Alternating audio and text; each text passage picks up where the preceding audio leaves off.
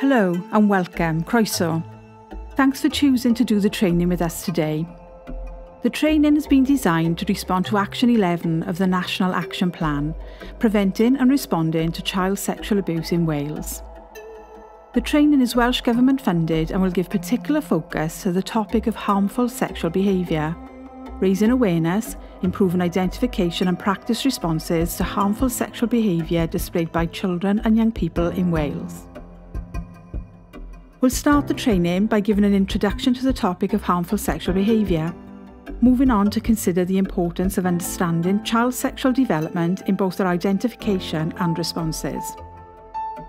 We'll also focus on some of the available tools that help improve identification. In particular, we'll focus on the Brooks traffic light tool and Hackett's continuum of sexual behaviour.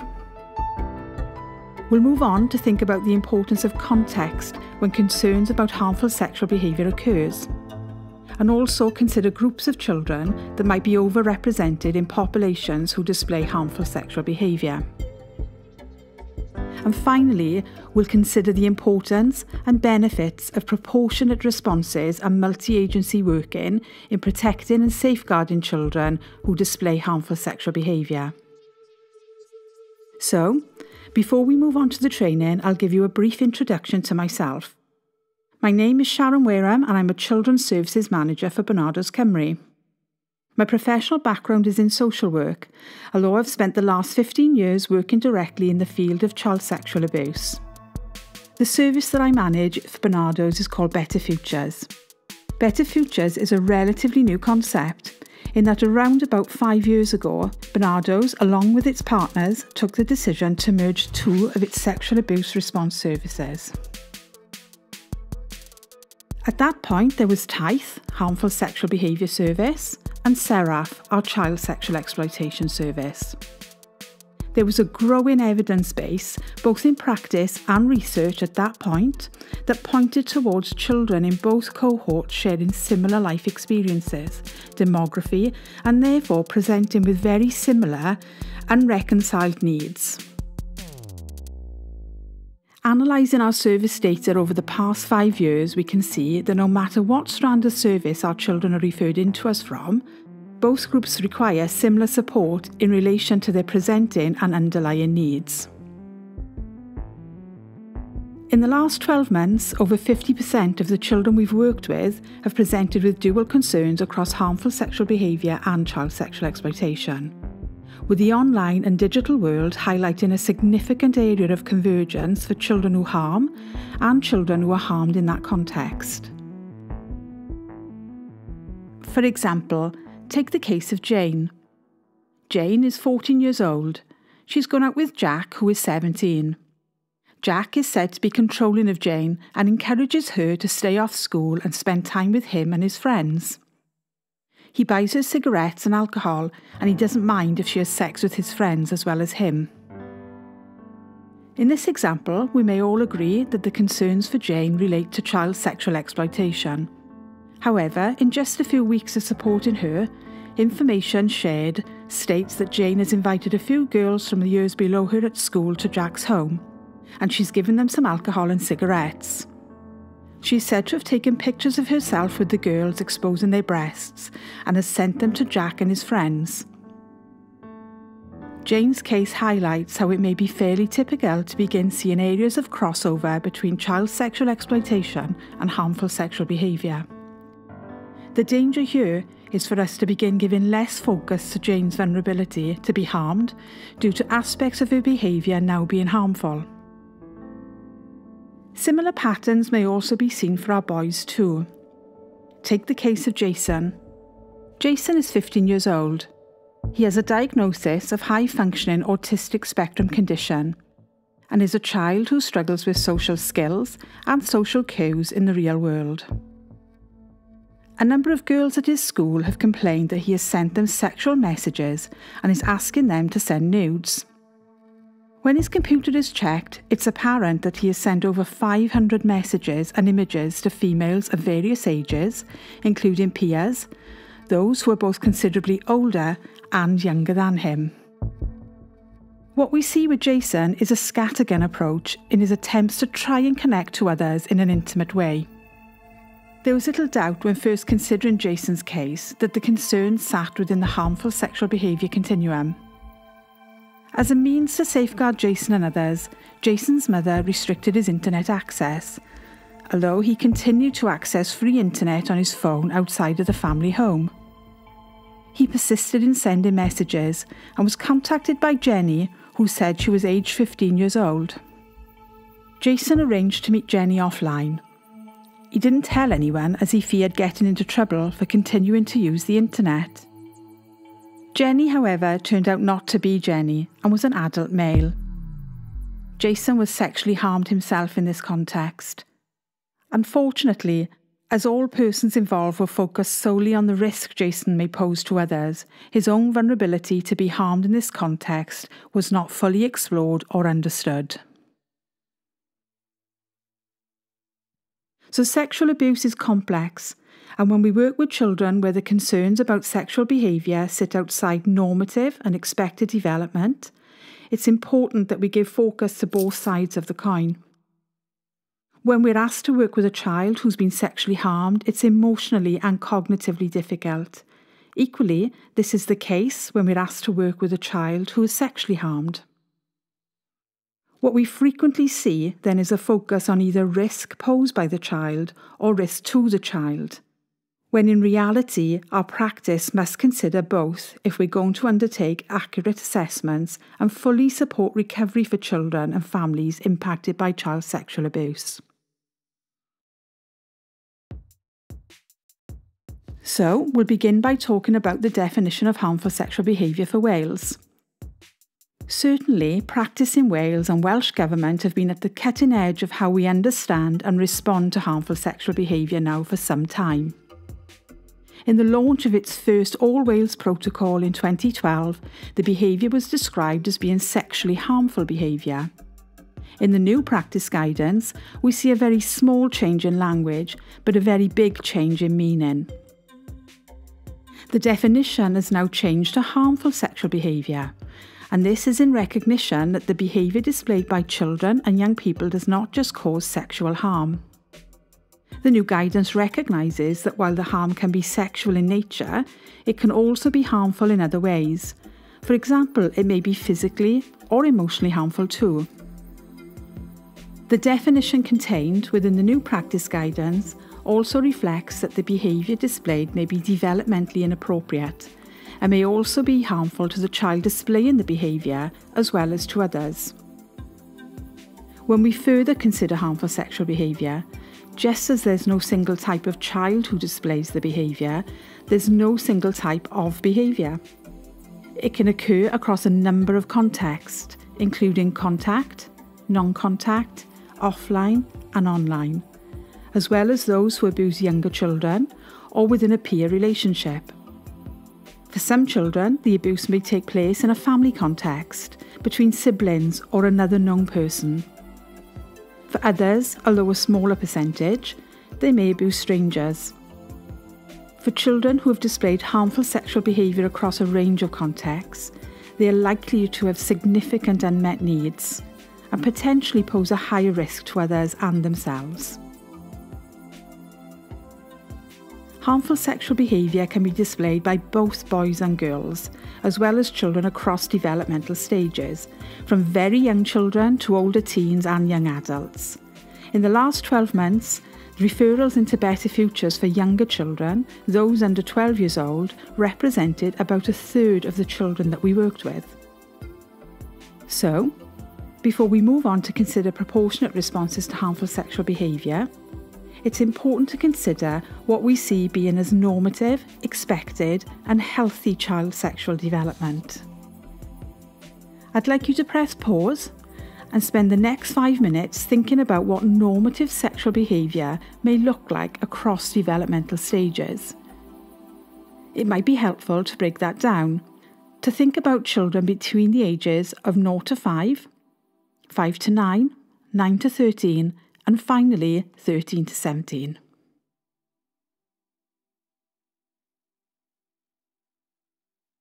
Hi, welcome back. I hope you found that useful. So the purpose of the exercise was really to get us thinking about what we mean by normative child sexual development, and also to acknowledge that when we think about child development, child sexual development very much sits alongside that. It's normal for children to be sexually developing from birth. For younger children, we may find that there's a curiosity about their own and each other's bodies. There may be little regard for privacy for younger children, and this is something that they are taught by adult caregivers.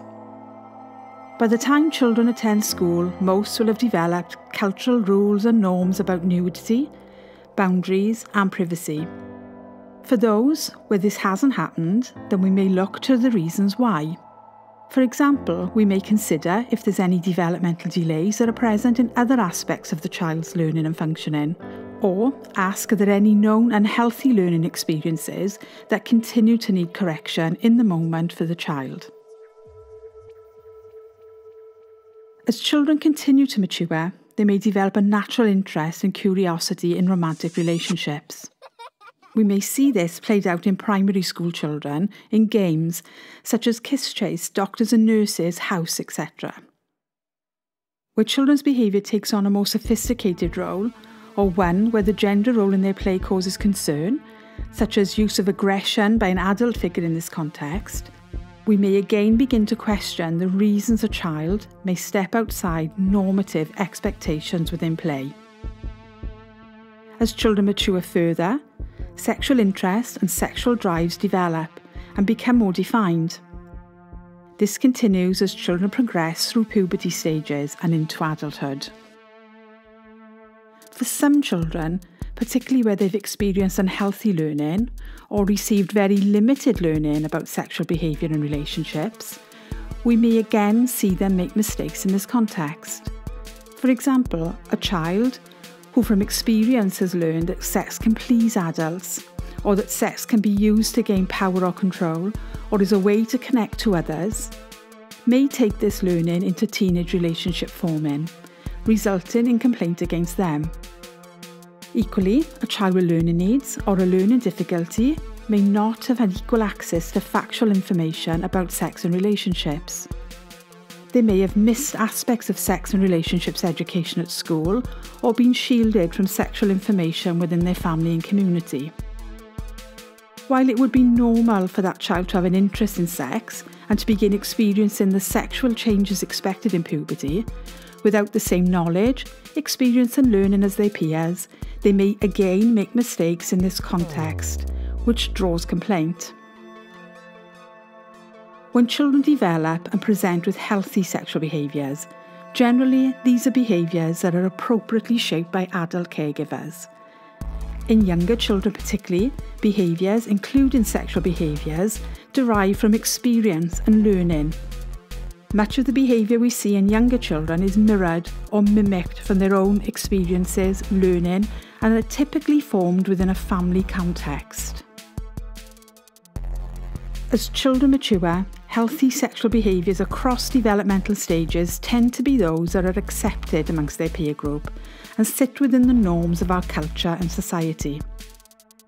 Healthy sexual behaviour generally remains within what is expected and is in line with the child's age and stage of development.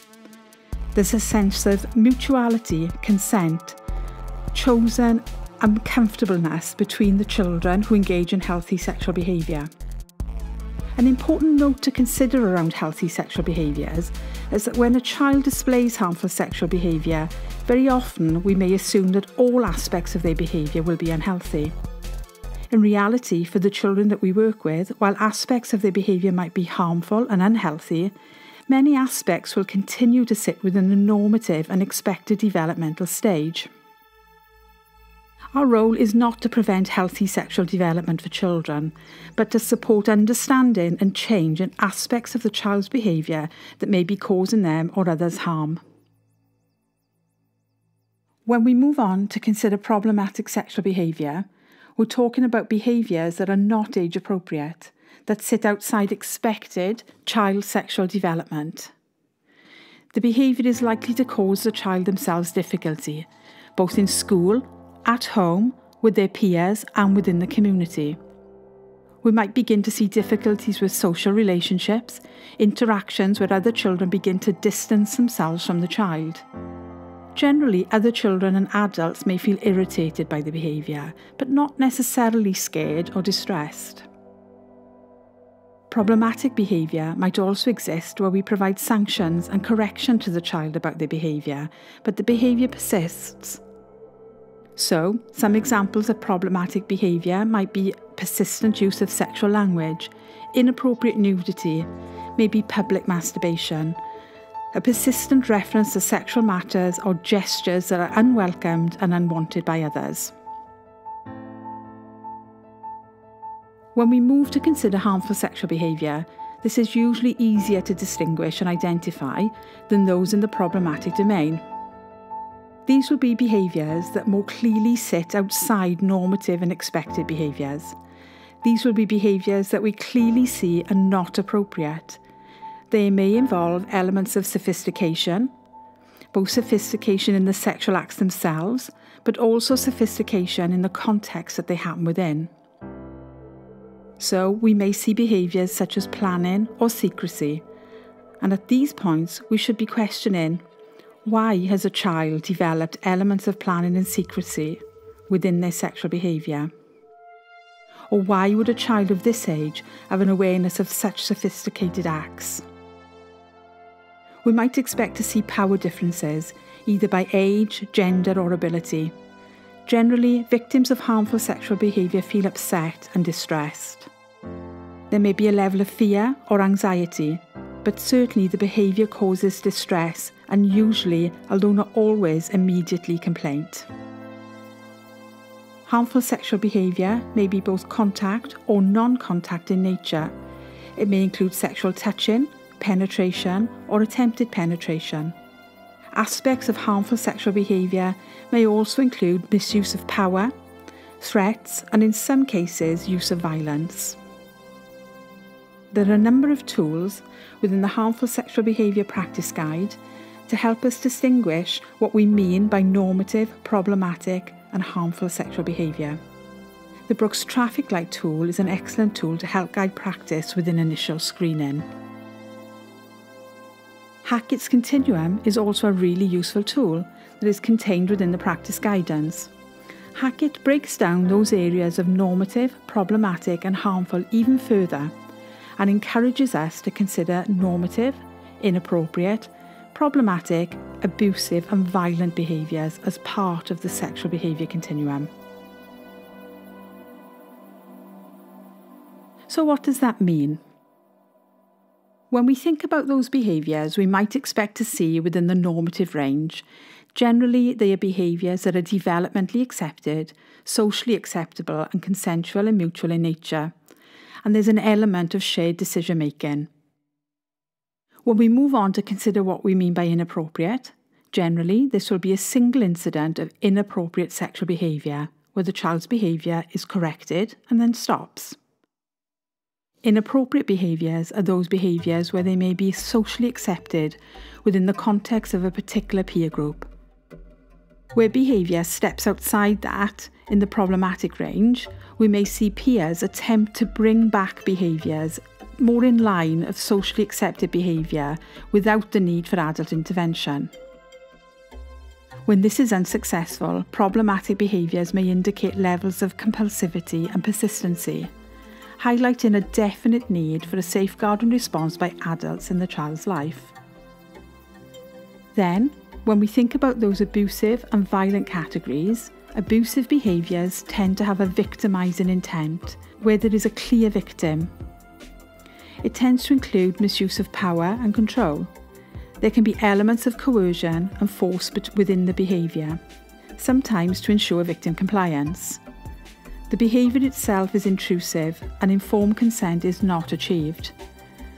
Within abusive behaviour, we may expect to see elements of expressive violence.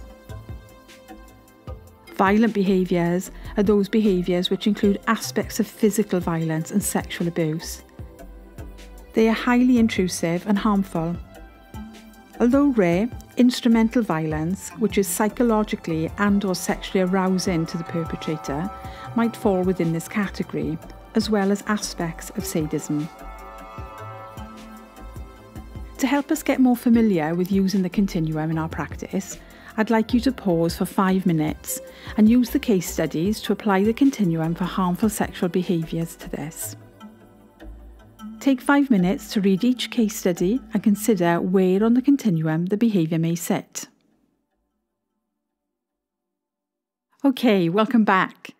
Hopefully you found that useful. What I'm also hoping is that you'd very quickly get to a position where we realise that to properly understand harmful sexual behaviour and make decisions around where within the continuum behaviours sit, that there are supplementary questions that we might need to ask. In essence, we need to provide a context to the continuum. So, if we take the case of Adam is 7. Adam and another boy have been showing their penises to one another in the school toilets. The behaviour was disclosed by the other boy who had complained. Our first question to help contextualise the behaviour is to ask whether or not the behaviour was developmentally appropriate. When we consider the earlier exercise around child sexual development, a 7-year-old showing another child their penis in the school toilets might sit between normative and inappropriate behaviour. However, before we make our decisions, there are several other questions that we might need to ask that help us draw a more accurate conclusion. Our next question may be, what was the context? Well, currently the context is that we have 2 children engaging in sexualised behaviour within the school toilets. Next, we might ask who else was involved and how did they view the behaviour? Currently, we're aware that the other child involved has complained. However, the context of the complaint is still unclear. We don't know if the child complained when adults walked in and saw the behaviour occurring. We don't know if the child complained because he was distressed and fearful of the behaviour. We also then need to find out more about the incident and how that happened. For example, were there any attempts at securing secrecy? Were there any other factors involved, such as aggression or threats? And also, was this a one-off, single incident, or was there a pattern of the behaviour occurring? When we answer these questions, we find out additional information to help us understand where on the continuum the behaviour may sit. So in asking the questions, we find out that the other boy involved was 2 years younger than Adam. The boy disclosed to his father the night after it happened and was said to be quite upset about it. The boy told his father that Adam had asked to kiss his willy on a few occasions previously. Again, we provide a context to the new information, and we now ask, was the behaviour developmentally appropriate? And whilst there is a 2-year age difference between Adam and the younger child, in the context of younger children, this is quite a significant gap. So here we have 2 children, a 7-year-old and a 5-year-old. Developmentally, if we think about Adam and the younger boy within the school context, there may be a clear power difference within their relationship. Again, the context is that the behaviour has happened within the school toilet, and we are now aware that this behaviour has been persistent in nature. We're also aware that the younger child has been quite upset about the behaviour, and in telling of the behaviour to his father, he's become distressed. We are not aware at this point of any attempts of secrecy, but we are now aware that this behaviour was more persistent and that the younger child says that there have been previous occasions where Adam has asked him to kiss his willy. Again, there is nothing in the scenario to suggest that there were elements of force or aggression by Adam.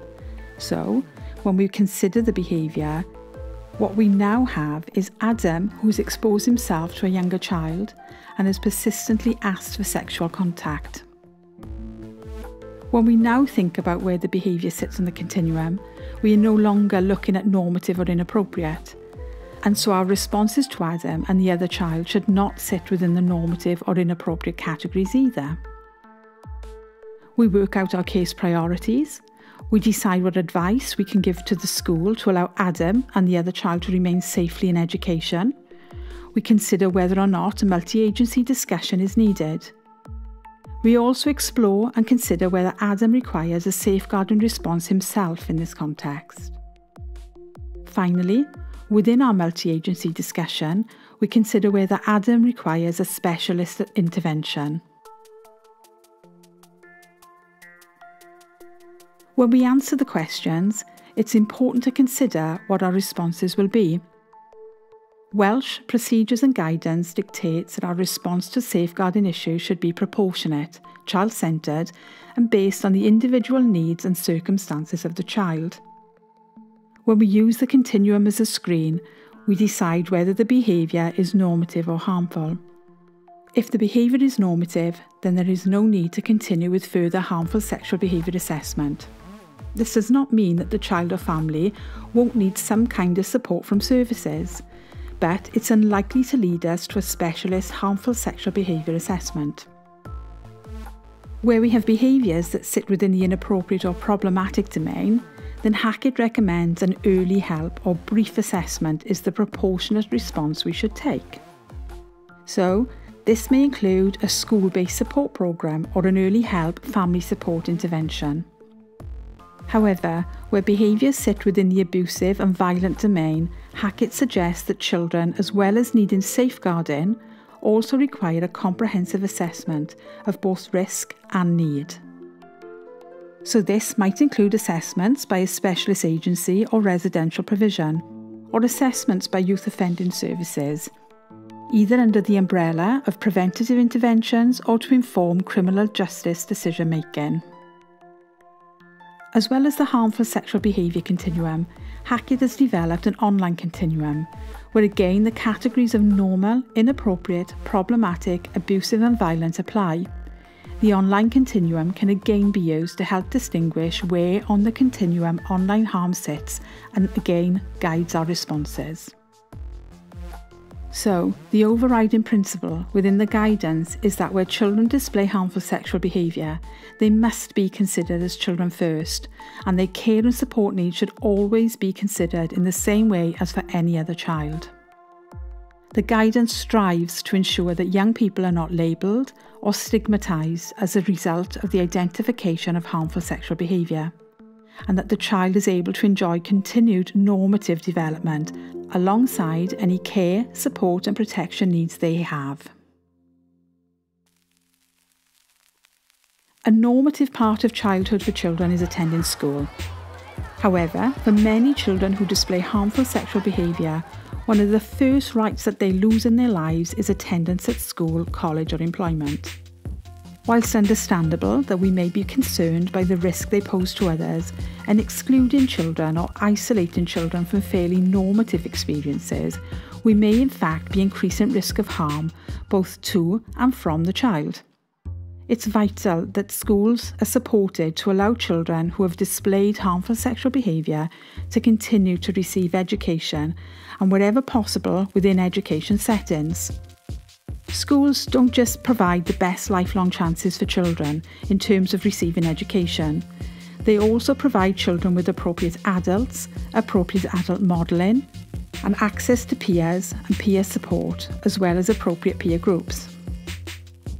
They also provide structure and routine to the days for children, where structure and routine may be lacking in their day-to-day life. In Wales, we have Welsh Government guidance for education establishments to support staff in safely supporting children with their concerns about peer sexual abuse and exploitation.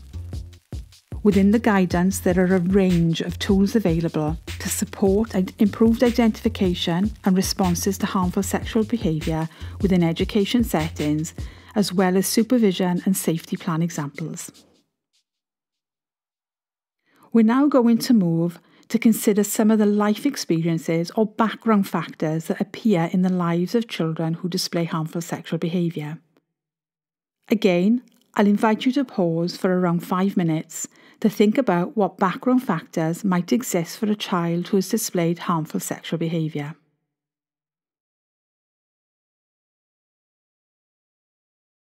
Okay, welcome back. Again, there is growing evidence both in research and practice that suggests children with harmful sexual behaviour may themselves have experienced adverse childhood experiences or trauma and abuse histories. For children who've attended Better Futures over a 20-year period in relation to harmful sexual behaviour, over 65% have experienced multiple forms of abuse, including domestic abuse, sexual abuse, physical abuse, emotional abuse and neglect. And while it's really important for us to understand that the child has had those experiences, what is perhaps more important is for us to properly understand the impact of these experiences on the child. For example, if we take two children who have both disclosed sexual abuse in their childhood. For the first child, we follow the trajectory on the bottom line. This child discloses their experiences and is believed. They are supported, the adults in their life safeguard and protect them, and they have access to the kinds of supports that helps them to recover. Thankfully, for most children in Wales, this is their experience, and we would expect those children to follow the bottom line of this model, where they go on to lead healthy adult lives. And then, let's take the second child and the top trajectory. Again, the child has experienced sexual abuse. They disclose. However, for this child, they are not believed. Not only are they not believed, but the abuse continues, whilst the adults in their life are complicit with the ongoing abuse. What we may expect to see for that child is some kind of abuse-reactive behaviours, where we hear descriptors of challenging behaviour, aggressive behaviours or sexualised behaviours applied to the child. Where we don't properly intervene and safeguard these children, then there is a high likelihood that the child will go on to develop negative impacts on negative dynamic factors. For example, they may go on to blame themselves for the abuse occurring. They may go on to develop difficulties in relationship forming. They may go on to develop high levels of emotional loneliness and low levels of esteem. When that child continues through life, we may eventually get to a point where the child's behaviour may indicate distress, but where we label and perceive the behaviour to be risky to themselves or others, or as having a negative impact on their own emotional health and well-being. In practice, this is where both harmful sexual behaviour and child sexual exploitation may sit.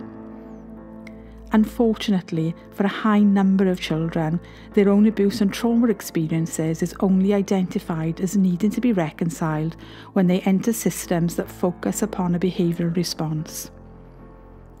While taking such a response is effective in preventing further harmful sexual behaviour, it may not always be effective in supporting the processing of past hurts for the child, and thus they continue to have unhealthy relationships and unhealthy lives. With high numbers of children with a history of harmful sexual behaviour continuing to report difficulties in life generally. What we may expect to see for that child is some kind of abuse-reactive behaviours. For example, they may be overrepresented in the prison service for non-sexual offending behaviours, or have their own children removed into the care of local authorities, or request specialist and prolonged support around their own mental health and well-being needs. So, we can intervene anywhere across the top line. However, it is much easier for us to get the initial safeguarding response right to begin with. In doing so, we prevent those negative dynamic factors emerging, and we reduce the risk of perceived risky behaviours developing and continuing to impact the child into their adult life. To recap, there are a number of pathways into harmful sexual behaviour. The child may have been sexually abused themselves, and for younger children particularly, they may be continuing to live in a sexually permissive environment where there are very few boundaries in place to protect the child from being exposed to adult sexual behaviour or harm. The child may be exposed to sexual information in the form of media, social networks and online platforms without factual and healthy information to counterbalance that. Equally, children may be exposed to sexual aggression within the context of domestic abuse and violence, where they witness non-consensual activity. or some children may be exposed to other forms of abuse and trauma where they learn to manage feelings of distress through touching behaviours. Generally, when children display sexual behaviour, the very last thing that behaviour is about is sex. This is particularly important to note when we're working with younger children. And although the majority of sexually abused children do not engage in sexualised behaviour, the presence of inappropriate sexual behaviour, especially in younger children, may be an indicator that they are experiencing or have experienced child sexual abuse. Early intervention and proportionate responses with children who display harmful sexual behaviour is of great importance then, not only to ensure the child's safeguarding needs are met, but also to avoid escalation of concern and severity in the concerning behaviours. So when we begin to think about harmful sexual behaviour by children, language becomes really important. When we consider what we have thought about in relation to life experiences and the impact of those life experiences, we need to begin changing our language from predator, offender, coercer, manipulator to victim, vulnerable, traumatised and distressed. In doing so, our practice will be child-centred, trauma-informed and child-focused. It's also important that we begin to think about the context of the world the child lives in when we begin to think about their individual care and support needs. It's important to think about the child's needs within their wider social communities, their peer groups, but also within the context of the social factors that might be impacting upon the child's harmful sexual behaviour. So, we're now going to introduce you to Amy. Amy's story was developed as part of a research project undertaken by Better Futures Tithe Service, considering girls and young women who display harmful sexual behaviour. We're going to ask you to watch Amy's story, and whilst you're watching it, use the pause breaks to think about the care and the support needs for the family impacted by harmful sexual behaviour, as well as Amy's needs.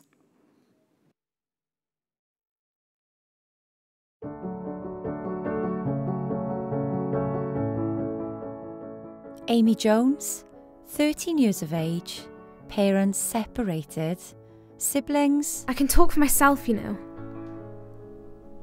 So this is my family, I guess. There's Mum, Jaden, Crystal, and then there's me, Amy. They're okay, I guess. But it's not like I can talk to them about stuff. There should be my dad here too. Thing is, he pissed off and left me. Left us. I guess Mum thinks she's better off without him. I still miss him though. Amy moves from friendship group to friendship group, can show bullying behaviour towards other girls. That ain't how it is. I ain't bullying. I'm just messing around. Anyway, I got new friends now. And you know what? These guys get me. And they know how to have a good time.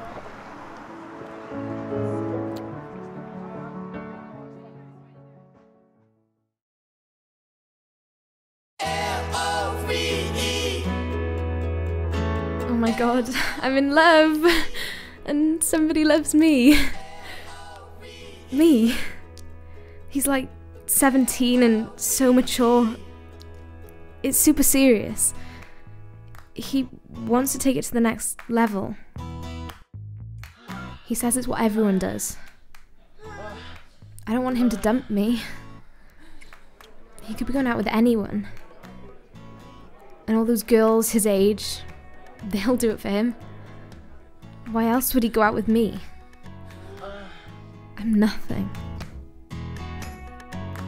On TV, they always say, you just gotta be yourself. But what if you don't know how to be yourself? What if who you are is shit?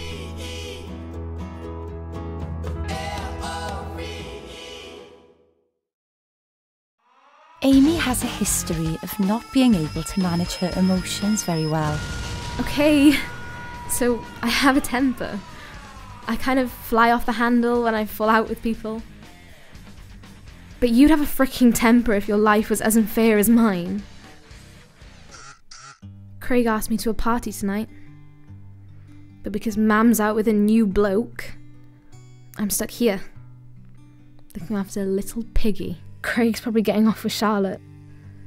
I bet she'd put out at the drop of a hat. Kids are such a pain in the arse. He just kept on. Play with me, play with me. Oh, little shit. All I could think about was how my boyfriend was at a party full of girls prettier than me, older than me, better than me. To shut him up, I said we could play upstairs before bedtime. I hate my family.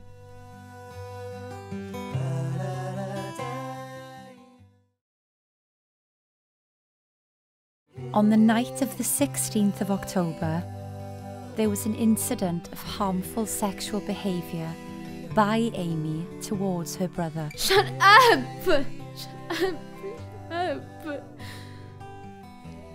I didn't do the things they said I did. It's lies. It's lies.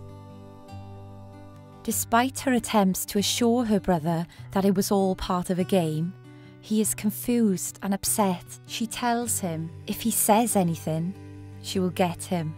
Jaden exhibited signs of distress in school and told his teacher what Amy did.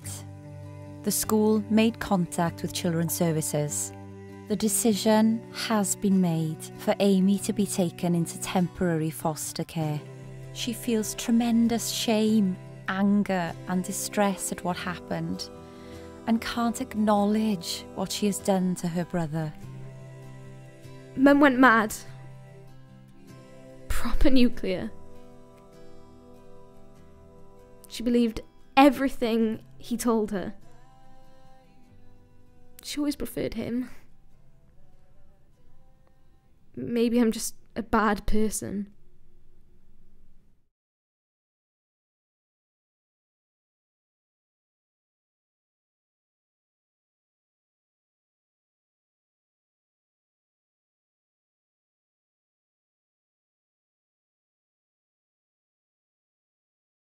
Okay, so whilst that was a really tough watch, I think we need to acknowledge that is a child's real story. A child who wanted to help others by telling her story. I think the striking thing for us when we look at Amy's story is that while we could focus all of our support directly to Amy, there are so many other factors that we need to consider. The environmental factors that apply to Amy and where she was living, the impact of her relationships and what that meant to Amy's sense of self and identity, Amy's emotional health and her well-being, how she saw herself as a young woman, how she saw herself in relation to her peers, and how that then translated to her esteem and confidence within relationships. Also, we need to consider Amy's experience and sexual development.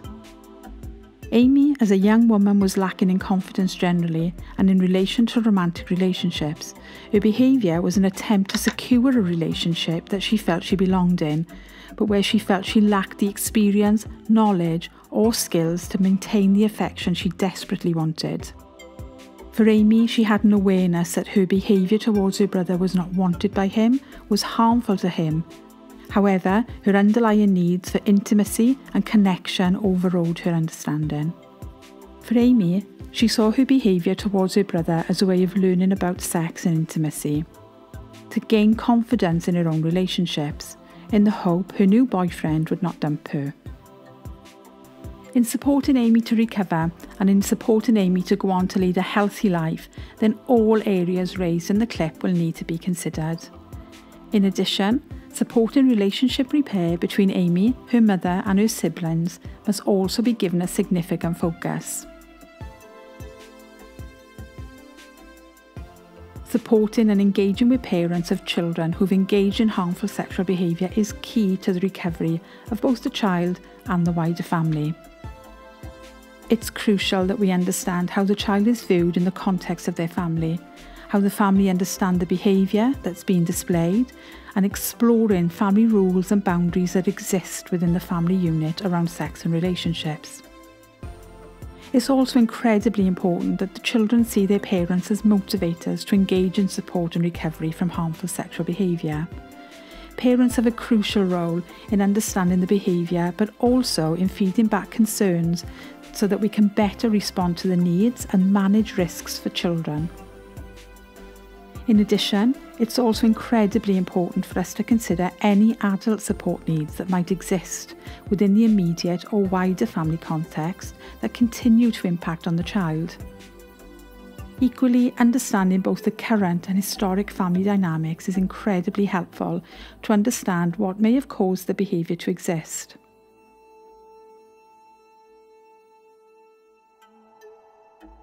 To finish, we're going to give some focus to multi-agency working when responding to children with harmful sexual behaviour. Multi-agency working is crucial for effective management of both risk and need with children and young people who display harmful sexual behaviour. It is recognised in safeguarding guidance and procedures in Wales. It recognises that parents and carers themselves are part of multi-agency safeguards wherever possible. Where there is a need for us to consider a child's behaviour in a multi-agency forum, the practice guide dictates that we should be child-centred rather than issue-based. That we should be less behaviour-focused and understand what has caused the behaviour to exist. In doing so, we will already begin to explore the options for care and support needs to prevent further harmful sexual behaviour occurring and begin support and recovery.